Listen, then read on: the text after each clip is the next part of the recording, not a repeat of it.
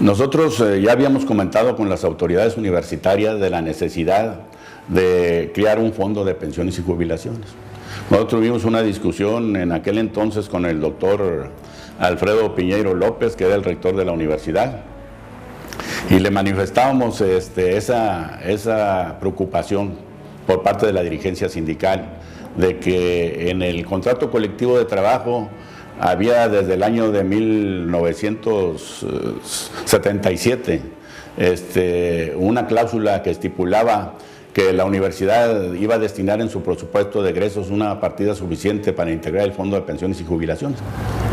Entonces, si a partir de ahí, pues deberíamos de estar nosotros tranquilos, puesto que la universidad asumía la responsabilidad contractual y legal para que esto no se pusiera en riesgo. Sin embargo, el aviso de que, o el rumor de que la federación ya no cubriría el pago de la nómina de jubilados, se hizo ruido.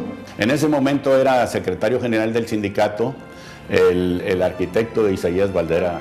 En varias universidades del país, Durango, California, Zacatecas, ya no se estaba pagando a los jubilados.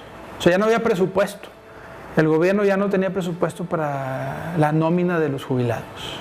Entonces, había universidades que tenían 8 meses que no se les pagaba a los jubilados. No se les cumplían las cláusulas de los jubilados.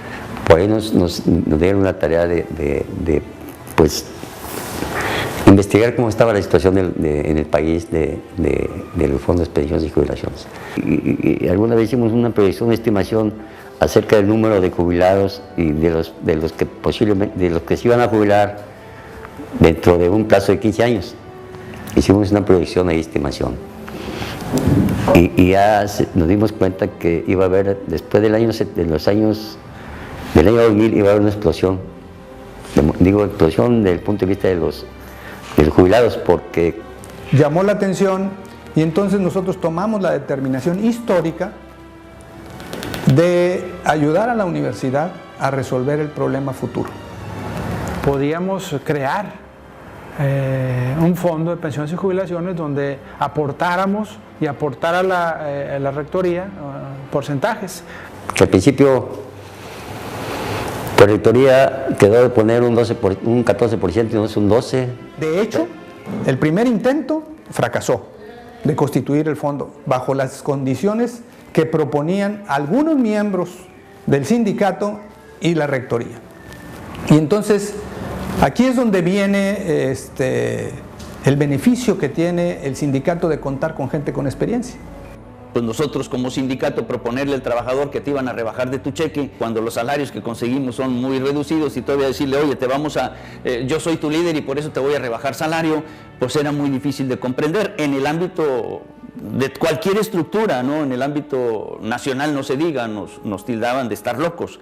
Nos dimos a la tarea de llevar a cabo una campaña entre la base sindical concientizándolos de la necesidad de que deberíamos de aportar a la constitución de este fondo para obligar a la universidad a crear el fondo, que por años no se creó. Se trabaja con la gente del comité, el mismo Cuate Guzmán, otra gente, va a las escuelas a empezar a evangelizar a la gente sobre este tipo de proyectos.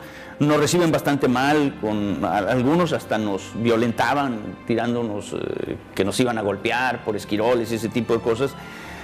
Se fue flexionando, buscamos otras alternativas. Al principio era rebajarnos el 12%, después hicimos una negociación que no se rebajara lo de el servicio médico, que nada más fuera lo de las pensiones, y el primer 3% lo puso el patrón y luego nos rebajaban el 0.25% mensual hasta el 3% por año y el 9% en 3 años. Y con explicación a los trabajadores de cuáles eran la importancia de crear las bondades de un fondo de pensiones, ellos aceptaron posteriormente que se creara a partir de enero de 1998. Y creo que con esa valentía se sacó, fuimos a una asamblea, se votó, se tuvo que negociar hasta el último minuto para la votación con los grupos políticos, con las escuelas grandes.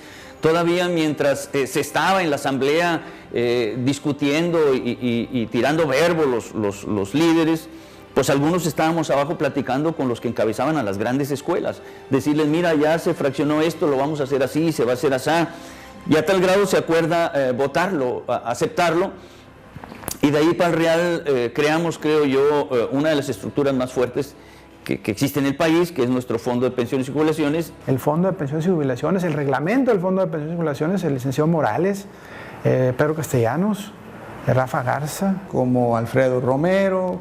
Más gente que no se me olvida nombrarlos, ¿verdad? Pero que sabían el espíritu y lo que debe contener y cómo se debe elaborar, ¿verdad?